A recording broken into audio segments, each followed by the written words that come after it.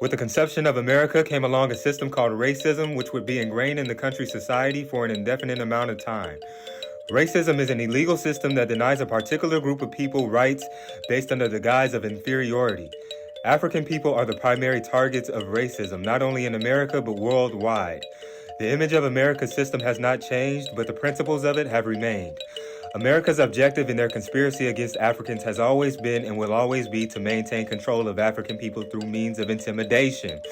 Keeping Africans from combating racism in any way is imperative to keeping it in place. When Africans rebel, regardless of supposed consequence, they risk the threat of violence and or death at the hands of police.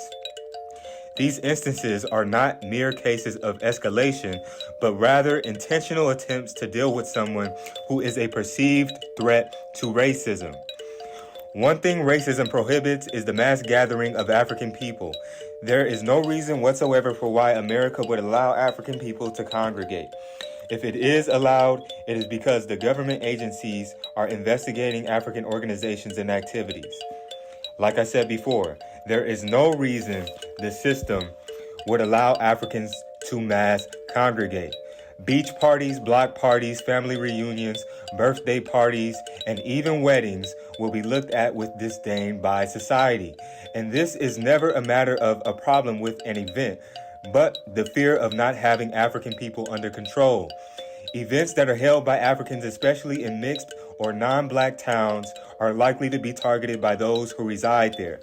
If residents cannot successfully intimidate Africans into dispersing themselves, then the local police department will be called upon to do so by means of force. This is the fabric of the country. The image of the country has changed, but the system of racism is the same.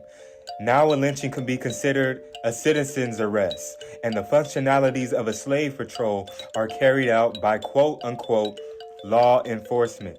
Different image, same system.